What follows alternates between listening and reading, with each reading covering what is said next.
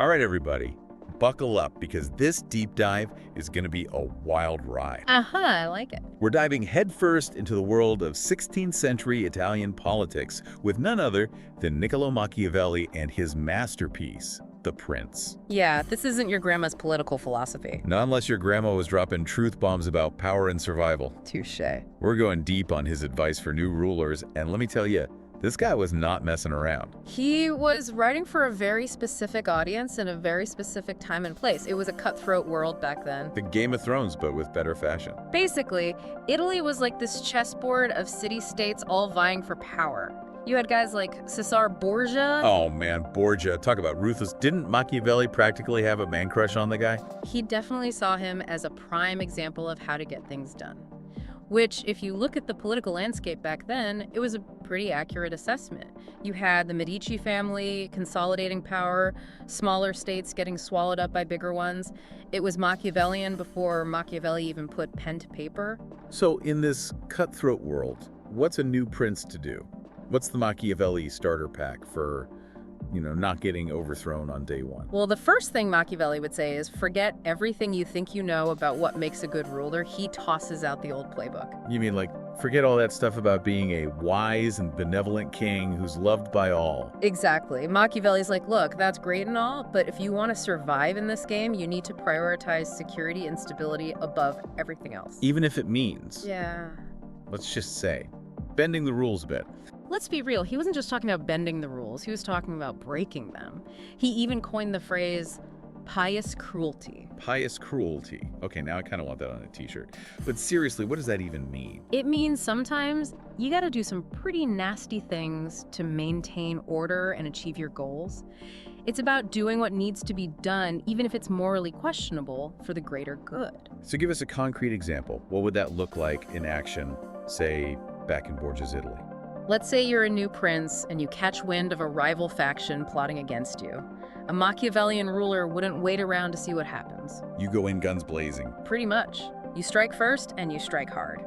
Make an example of them. Instill fear in anyone else who might be thinking about stepping out of line. Okay, so not for the faint of heart.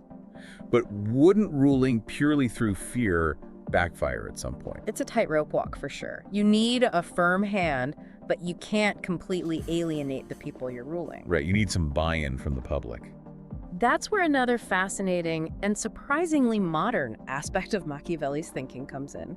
The balance of power between the ruler and the people. So he wasn't all about the iron fist. He recognized that while a certain amount of ruthlessness might be necessary, a prince can't rule by fear alone. He needs the support, or at least the acquiescence, of the masses.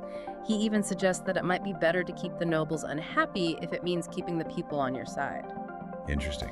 Almost like Machiavelli is foreshadowing this whole idea of popular sovereignty centuries before it becomes a thing. He was definitely ahead of his time in some ways, but he was also pretty cynical about the masses.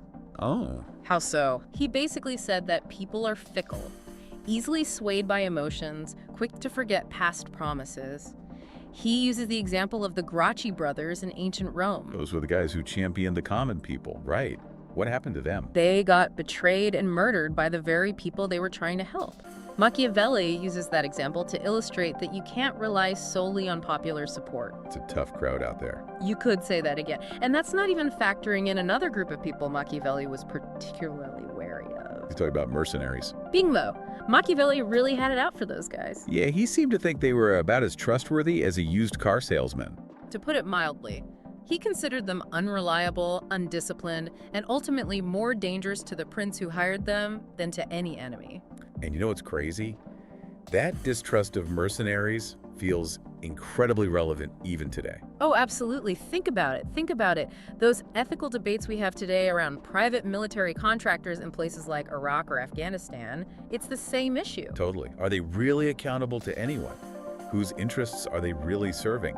These are questions Machiavelli was already wrestling with centuries ago. Absolutely. He'd seen firsthand how these hired armies would switch sides for a better offer, caring more about lining their pockets than winning battles or staying loyal. Speaking of loyalty, he makes this really vivid comparison about mercenaries. He says hiring them is like using the ill-fitting armor that King Saul offered David before his fight with Goliath. Yeah, what a great analogy that is. It really drives the point home. Right, like those mercenaries, just like that clunky armor, they're probably going to do more harm than good. Exactly. So, if a new prince can't rely on mercenaries, and the people are unpredictable at best, and the nobles are out to get him, Which is basically the default setting for nobles, am I right? pretty much. So, how does a new prince actually secure his position? It's the million-dollar question. Well, what's the Machiavelli answer? Lay it on us. For starters, a strong and loyal army. That was non-negotiable for him. Okay, makes sense. You got to have your own guys, people who are actually loyal to you. But was there anything else? What about the less conventional stuff? I mean, that's what we're really here for, right? Oh, Machiavelli had plenty of less conventional advice.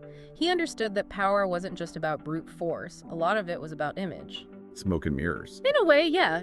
He believed that a prince needs to cultivate this aura, you know? Like project an image of being powerful and in control, even if things are a little shaky behind the scenes. Exactly. He understood the power of perception, and honestly, it's something that's still so relevant today, right?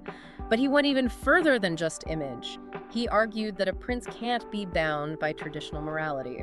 Wait, so he's saying sometimes you gotta be a little ruthless? Sometimes. Machiavelli was basically like, look, if you want to achieve your goals and maintain stability, you're going to have to bend the rules. Bend the rules.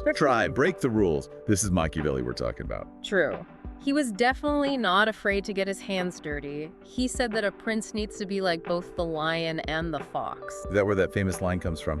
A prince, therefore, being compelled knowingly to adopt the beast, ought to choose the fox and the lion. That's the one. It's classic Machiavelli. So the cunning of the fox, the ferocity of the lion, use whatever tool is necessary for the job. Exactly.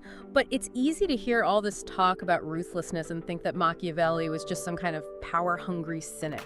But there's more to it than that. Oh, absolutely. It's important to remember the historical context here. Machiavelli wasn't writing in a vacuum. He was deeply passionate about his country. He loved Italy. And at the time he was writing The Prince, things were not looking so good for Italy. Not good at all. Italy was deeply divided, vulnerable. It was a constant state of warfare and instability. Foreign powers were like vultures, just circling, waiting to swoop in and take advantage of the weakness. And Machiavelli's big idea was that a strong leader, someone who was willing to do whatever it took, could save Italy. He even pointed to a specific example of this kind of leader, right? Didn't he talk about Castrucani, this guy who came from nothing and became a powerful ruler? Yeah, Castruccio's story really fascinated Machiavelli. This Castruccio guy, he was like Machiavelli's ideal leader, right? The guy who could have united Italy and brought it back to its former glory. He was definitely held up as a model, someone who understood the rules of the game, so to speak. And by rules of the game, we mean Being willing to be bold, decisive, even ruthless when necessary. Building a loyal army, cultivating a reputation that made people think twice about messing with him.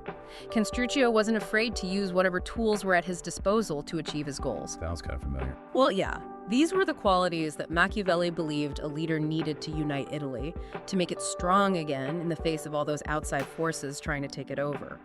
He really saw Castruccio as kind of a potential savior, someone who embodies that Machiavellian spirit. Which brings us back to this key point.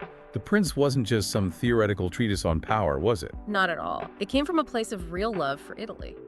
Machiavelli was writing this because he was desperate to see his country thrive, to see it escape the cycle of conflict and instability. It makes you wonder what Machiavelli would make of today's world. Would he see any leaders who fit his mold, for better or for worse? Oh, that's a great question. And I think that's what's so brilliant about Machiavelli. He forces us to confront these uncomfortable truths about power, about leadership, about what it really takes to make difficult choices when the stakes are high. Right. He doesn't give us easy answers. He makes us ask the tough questions like, can you be a good leader and a truly good person at the same time?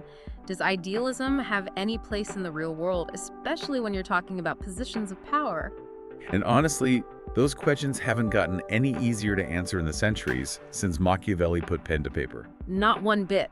And that's why The Prince remains such a fascinating and often disturbing read.